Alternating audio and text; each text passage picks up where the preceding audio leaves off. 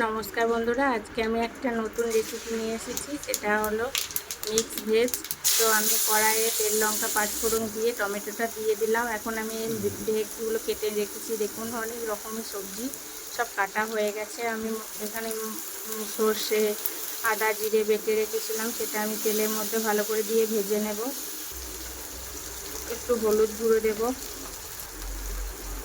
লবণটাও দিয়ে দিলাম, আর লঙ্কা গুঁড়োটাও দিয়ে দিচ্ছি। এখানে আমি সবজি মশলা দিয়ে দেবো। ভালো করে একটু নেড়ে চেড়ে ভেজে নেব মশলাটা। এবার আমি সবজিগুলো দিয়ে দেব।